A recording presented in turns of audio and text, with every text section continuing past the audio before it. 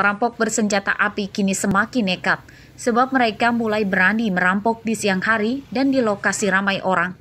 Terbaru, seorang kasir salah satu ATM mini di Desa Merakbatin, Kecamatan Natar, Lampung Selatan, dirampok 2 orang bersenjata api pada hari Sabtu.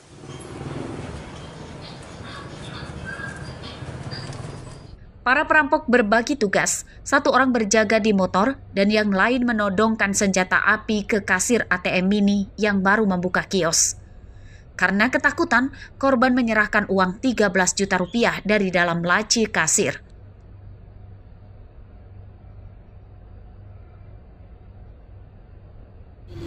Itu ditodong pakai apa, Bu? Tadinya pakai pistol. Pistol ada berapa orang kata orangnya? Yang di sini sendiri, yang satu nunggu entah di mana. Oh, pelakunya. Oh, pelakunya lebih dari 1 berarti, Bu. Lebih dari 1. Yang hilang apa saja, Bu? Kalau Ya, kata uang katanya. Uang, puluhan juta ada, Bu. Ya nggak tahu pasti sih soalnya. Tapi ada ya? Ada ya yang diambil ya. Selain uang, cuman uang aja yang diambil. Uang aja. Oh, sempat ditodong ya, Bu? Iya. Itu kejadiannya pagi apa sore, Bu? Katanya sih pagi jam 9-an lewat gitulah. Baru buka berarti, Bu ya? Iya, baru buka ya, ya. soalnya habis ngambil air dari belakang.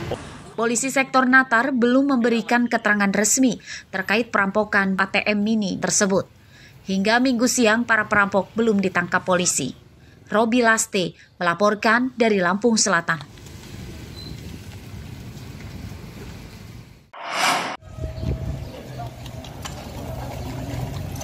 Tiga pembobol minimarket di Palas, Lampung Selatan, Minggu siang ditangkap polisi. Seorang tersangka bernama Anggi Sutrisno ditembak kakinya dan untuk sementara berjalan kaki menggunakan kursi roda. 2 tersangka lain bernama Hadi Suwito dan Pradeniaka, ketiganya warga Lampung Selatan. Saat mencuri di minimarket yang telah tutup itu, ketiga pria ini menyamar sebagai wanita berjilbab. Ketiganya menggunakan jilbab dan masker untuk mengecoh polisi sebab di minimarket terdapat CCTV. Dari hasil pemeriksaan polisi, kawanan ini diduga mencuri di lebih dari 2 minimarket di Lampung Selatan.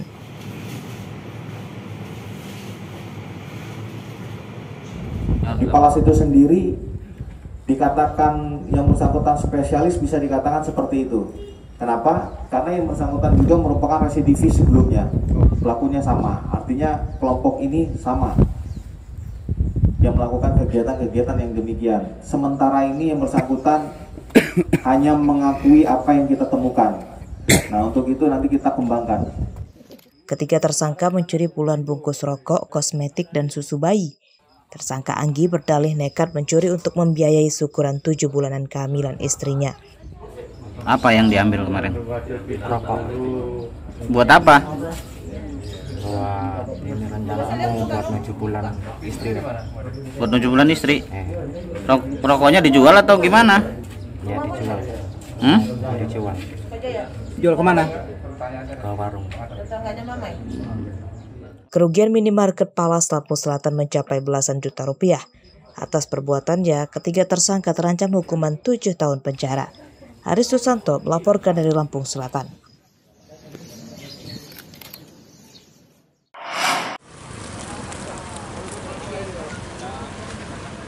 Sebagai upaya mencegah kriminalitas di malam hari, polisi Polresta Bandar Lampung menggelar razia di perbatasan kota dan Lampung Selatan. Razia difokuskan pada mobil dan motor karena dikhawatirkan membawa barang atau benda terlarang. Para pengendara motor dan mobil satu persatu diberhentikan dan diperiksa kelengkapan surat-surat kendaraan dan barang bawaannya. Polisi mendapati sebuah mobil pickup yang mengangkut 5 motor dari Jakarta ke Lampung tengah melalui jalan tol. Padahal mobil itu biasanya mengangkut buah atau sayuran. Setelah memeriksa kelengkapan dokumennya ternyata resmi, polisi kemudian memperbolehkan pengendara melanjutkan perjalanannya.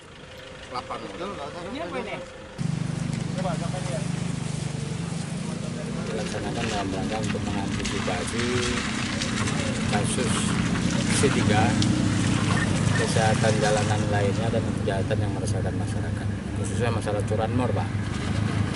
Salah satu tujuan kita ini menekan kasus curanmor di wilayah Bandar Lampung. Lokasi razia ini adalah jalur alternatif menuju Kabupaten Lampung Timur melalui Kecamatan Tanjung Bintang dan Jatimulyo, Lampung Selatan. Polisi akan terus menggelar razia dan penyekatan di perlintasan yang sepi kendaraan supaya pelaku kriminalitas tidak leluasa beraksi. Robi Laste melaporkan dari Bandar Lampung.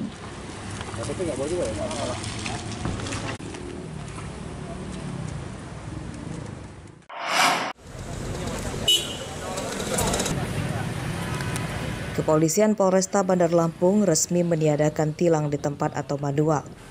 Penilangan diganti secara elektronik dan surat tilangnya dikirimkan langsung ke rumah pelanggar lalu lintas sesuai identitas kendaraan yang dipakai. Ini dikatakan oleh Kapolda Lampung, Irjen Ahmad Wiyago saat menyidak bagian pembuatan SIM di Polresta Bandar Lampung.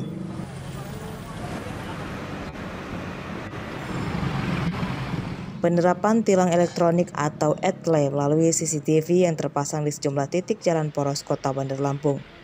Polisi mengetahui pengendara melanggar lalu lintas dari pusat pemantauan kamera CCTV di Polresta Bandar Lampung.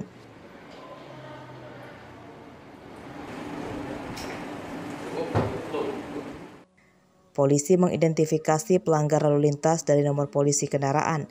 Surat tilang elektronik kemudian dikirimkan ke rumah pelanggar lalu lintas melalui petugas pos berikut bukti hasil tangkapan layar pelanggaran. Tilang manual dan tidak ada lagi dan kita lakukan hal yang kita tekankan jenderal dalam penggunaan ini ya berikan pelayanan yang terbaik untuk masyarakat termasuk pelayanan sampai pembuatan SIM dan lain sebagainya. Surat tilang elektronik terintegrasi dengan kantor Samsat. Tunggakan denda tilang akan muncul saat proses pembayaran pajak kendaraan di kantor Samsat.